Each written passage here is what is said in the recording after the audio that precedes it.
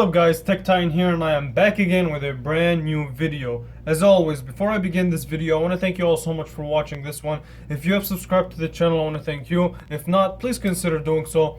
Also, real quick, I'll leave all my social media down in the description. So if you want to see me somewhere else, that's where you'll find me. Like mostly Twitter, honestly. But yeah, without further ado, let's begin today's video. So in today's video, I'm going to be doing my full review of the Galaxy J3 Achieve. Now this phone, I've been meaning to do a review on it, I just haven't gotten to it yet, and here we are. So let's do this review. So really this is mostly, I think we can call it like a month later review, and I can tell you, really, I've used this phone for a while, and I can tell you what my final thoughts on it are. So let's begin with the design. So the design of this phone is mostly plastic. It has this plastic back and this kind of a matte black finish, and it feels really good in the hand, a little bit slippery. Now the corners, the edges on the corners, these curved edges, they give it a better feel in the hand, make it a little bit less slippery, but nevertheless it still is slippery. So as for the ports on this phone, so on the right hand side you have your power button as well as your side facing speaker. And on the left hand side you have your volume up and down, which the volume and the power button are really clicky and tactile. I like that in a phone. So on the front of the phone you have your earpiece as well as your 5 megapixel front facing camera, and I'll discuss the camera in a little bit, as well as you have your 5-inch 720p display.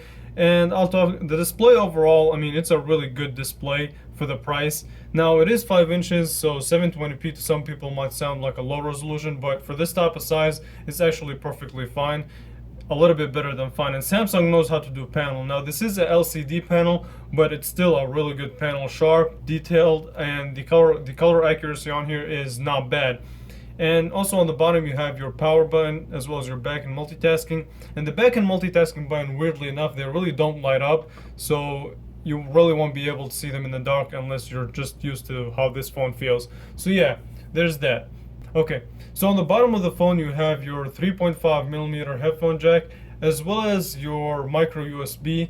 Now I know this is not really that expensive of a phone. It's a really low budget smartphone, which is, and I'll get to that, and I'll get to pricing in a second too.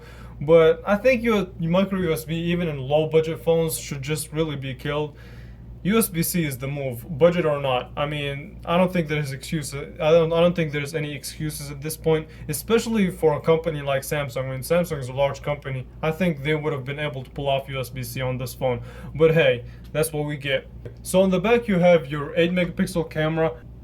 So as well as, like, in terms of other specs, it has a 2600 milliamp hour battery, and the battery life is average. I mean, it's not going to get you through a whole day of heavy use, but it will get you through a whole day if you're just a light to medium user. If you plan on playing games and watching a lot of videos throughout your day, then I would just keep a charger on you. It is though swappable, so I guess that's a pretty good thing. So this is really one of the rare phones where you can still take the back off and swap out this 2600 milliamp hour battery for another battery. So if you still do that, then you have the option. And hey, options are good, because if something's wrong with the battery and the phone's perfectly fine, then you can just get another battery. I mean, there you go, and your problem will be fixed. Now, other specs, this phone has 16 gigabytes of storage, not a lot. 2 gigabytes of RAM, again, not a lot, but hey, you gotta understand that this is a low budget phone. And also a 1.3 gigahertz octa-core processor. So yeah, that's really it for specs. Now in terms of day-to-day tasks and speed, this phone is really snappy and really fast. Now I don't know if it's the processor, I don't know if it's the OS, and I believe it's the OS really, because like the animation is really fast on it. So opening up the phone app, it's really fast. Now it does take a second to get to the actual application, but opening it and closing it, like the messaging app, really quick. The internet browser also quickly, so I gotta update it, but we'll do that later. So I mean, the camera also fast, and overall, I mean, the speed of this phone is really snappy, especially for its price point, and I'm really happy with how fast it is. Now in terms of gaming, this can handle games. If you're a hardcore gamer and you really peep out for frames, you will notice a couple of drop frames, but for most games it's decent. Yes, you can play PUBG, but yeah, because I have a lot of people, really most people ask me, can you play PUBG on this phone, or is it good to play PUBG on it? And I can tell you, yeah, it's pretty good. You will notice lag from time to time, but it's nothing major. You can still play it. And you also have Duo, which is Google's version of FaceTime, I guess. So yeah, I mean, that's pretty much it in terms of specs. Now let's get to this 8 megapixel camera. And I took some sample shots, and I'll put them on the screen for you in a second. But let's start with launching the application. So launching the application and taking pictures is so fast and so snappy. So it's really just open the camera app, point, and shoot. It's really quickly. I mean, I was really surprised of how quick this phone takes pictures. And you also have this cool quick access to the camera, where you just double tap the home button and you get straight to the camera. And I really like that feature about Samsung phones. So let's quickly talk about the camera quality. So in terms of the first picture, I really wanted to test out the colors and the color accuracy as well as shadows. So in terms of colors, it's a little bit saturated, and I kind of like that. Picture is kind of sharp, so that's really good. Now the other picture, the second picture, I really wanted to test out the dynamic range, and I can really say this is really its weakest point, and I guess I kind of expected that from a budget phone. So the dynamic range, the sky, the color in the sky, it's a little bit off, but hey, I kind of expected that. Oh, okay, so in this picture is just a picture of my shadow, and it's really decent and it's fine. Now in this next picture, I really just wanted to test out the sharpness, and this is a pretty sharp camera. Now here's where it really mostly struggles at. So exposure and dynamic range is really its weakest point. It focuses pretty fast, which is kind of surprising for a budget phone. But yeah, overall this camera is really usable and it's fine. So for social media like Instagram, Facebook, Twitter, and things like that, it's a not bad of a camera. Now, will you be able to tell the difference between this and something like the Galaxy S9 or the Galaxy Note 9?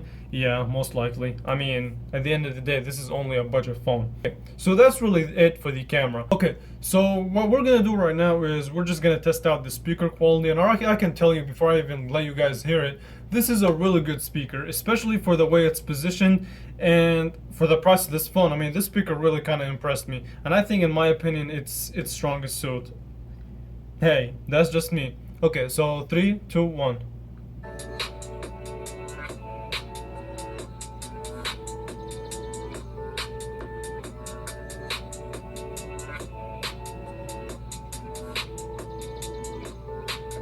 Neighbors think I'm selling dope.